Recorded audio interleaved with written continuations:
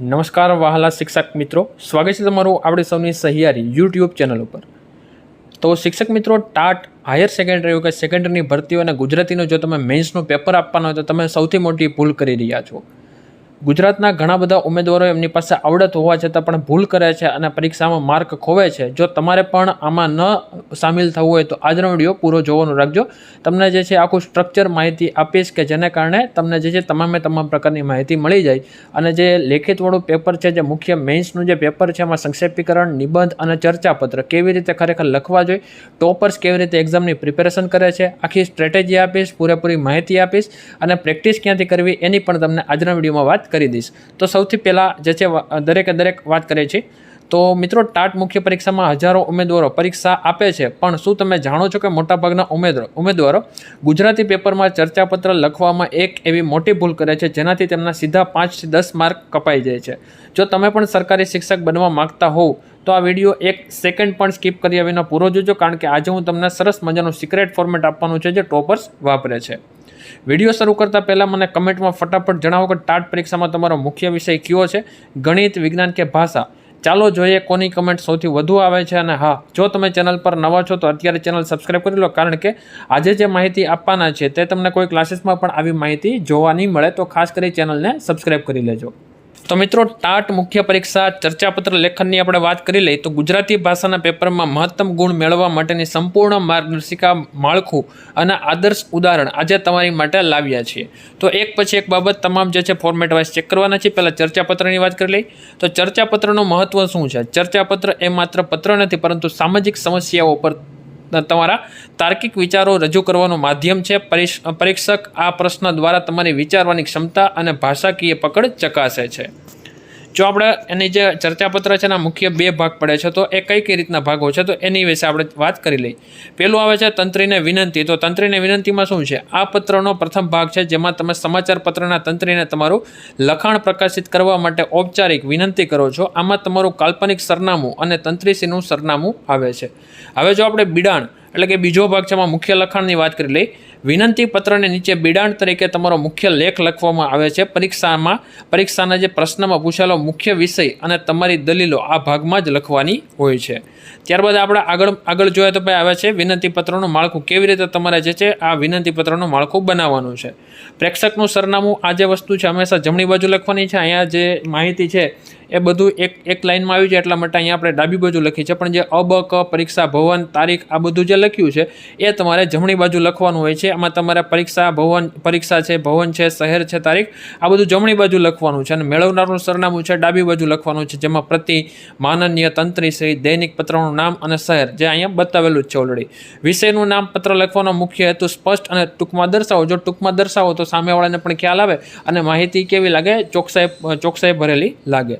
સંબોધનમાં ખાસ કરી અમુક જેવા ખ્યાત એવા શબ્દો છે, પ્રખ્યાત શબ્દ કે માનનીય સાહેબ શ્રી, ત્યારબાદ લોકમંચ કે વાચકોની કોલમમાં પ્રકાશિત કરવા વિનંતી કરતો ટૂંકું લખાણ, આવી રીતે પણ લખી શકાય। સવિનય, ઉપરોક્ત વિષયના અનુસંધાનમાં, પછી આવું તાર્કિક એવું પણ લખી શકાય। તો આ વસ્તુ લખવાથી સામેવાળા જે વ્યક્તિ છે ને ખ્યાલ આવે કે ભાઈ સામેવાળો વ્યક્તિ છે શું ખરેખર પ્રેઝન્ટ કરવા માંગે છે। બિડાણ છે તો પત્રના અંતે ડાબી બાજુ નીચે બિડાણ ચર્ચાપત્ર અવશ્ય લખવું। હવે આપણે આગળ વાત કરીએ મુખ્ય ચર્ચાપત્ર લખવાની રીત। તો 3 ફકરામાં હોય છે।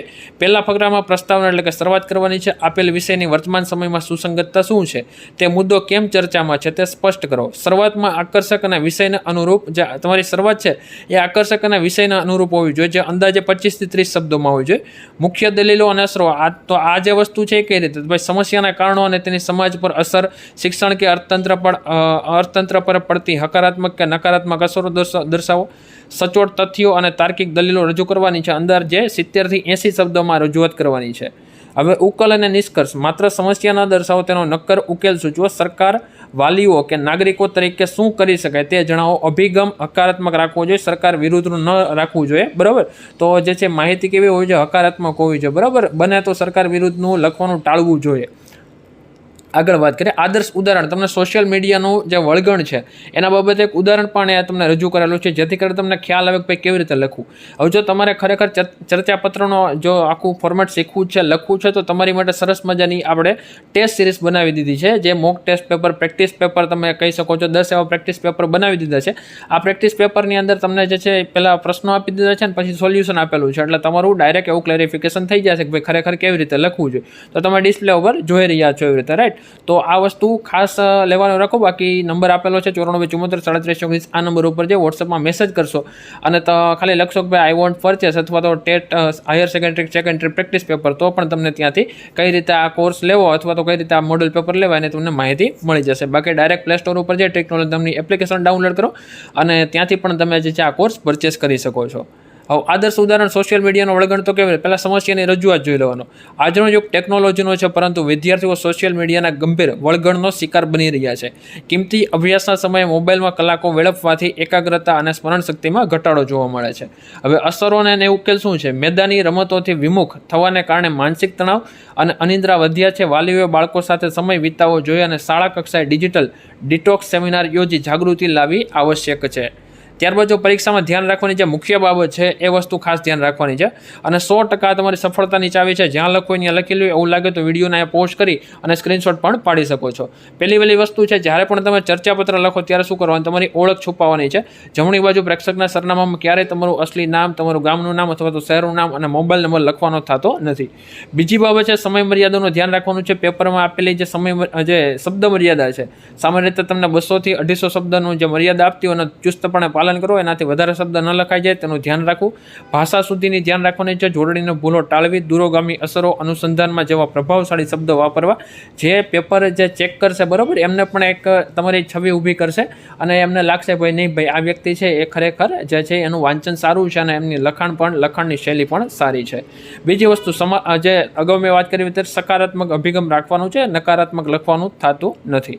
અંતમાં હંમેશા આશાવાદી અને સમસ્યાનું સમાધાન આપતો નિષ્કર્ષ લખવાનો છે, કારણ કે એ તમારી પેપર પ્રેઝન્ટેશનની સ્કિલ છે અને તમારી જે લખવાની જે એક કળા છે એ ડેવલપ કરે છે. સામેવાળાને ખ્યાલ આવે કે ભાઈ આ વ્યક્તિ છે એ માત્ર લખતો નથી પણ એને ખબર છે કે શું લખે છે, તો એક તમારી છાપ સારી ઊભી થાય. અને ચર્ચાપત્રમાં શું છે ભાઈ, ચર્ચા કરવાની છે.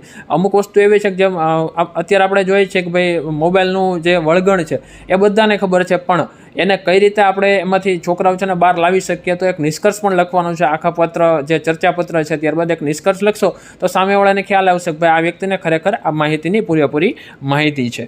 તો મિત્રો આ હતી આજની સરસ મજાની માહિતી. તમને જે છે આવનારી પરીક્ષા માટે ઓલ ધ બેસ્ટ. આ માળખાનો અભ્યાસ કરો અને ટાટ મુખ્ય પરીક્ષામાં ઉત્કૃષ્ટ દેખાવ કરો. જો કોઈ હજુ પ્રશ્ન હોય, આજે આપણે ચર્ચાપત્રની વાત કરીએ છીએ, નેક્સ્ટ ટાઈમ આપણે નિબંધની વાત કરીશું અને એના પછી જે આવે છે સંક્ષેપીકરણ, જે ખૂબ જ ઇમ્પોર્ટન્ટ એવો પોઈન્ટ છે, તો એના વિશે પણ આપણે એક વિડીયો લઈને આવશું જેમાં તમને જે છે તમારા તમામ પ્રકારના પ્રશ્નોનું સોલ્યુશન થઈ જાય. બાકી આમાં કાંઈ હજી પણ તમને પ્રશ્ન હોય તો ખાસ કરી કમેન્ટ કરી દેજો. તમને બાજુમાં સાથે ચર્ચાપત્રનું માળખું પણ બતાવેલું હતું, તો તમને વિશેષથી ખ્યાલ આવે કે ભાઈ ખરેખર કેવી રીતે લખવું. બાકી જો હજુ પણ વધારે એક્ઝામ્પલ જોતા હોય, બરાબર, તો ખાસ કરી 9474 37 આ નંબર ઉપર વોટ્સઅપમાં મેસેજ કરો તો તમને ત્યાંથી પણ માહિતી મળી જશે. તો તમારી માટે આપણી ચેનલ છે એમાં તમને સ્ટોર કરીને સાવ છેલ્લો ઓપ્શન મળી જશે. ત્યાં ટીચર્સ ભરતી એવું તમને એક કલેક્શન મળી જશે. ત્યાં તમે જઈ અને તમારી માટે જે છે એ બેસ્ટ એવી બુક્સ છે રાખેલી છે. ત્યાંથી પણ તમે કોઈ પણ બુક પરચેસ કરો તો પણ તમને પરીક્ષામાં ખૂબ ઉપયોગી બનશે. તો આજના વિડીયોમાં સુધી રાખીએ છીએ. મળીએ છીએ કોઈ નવા વિડીયોમાં. જય હિન્દ, જય ભારત, વંદે માતરમ.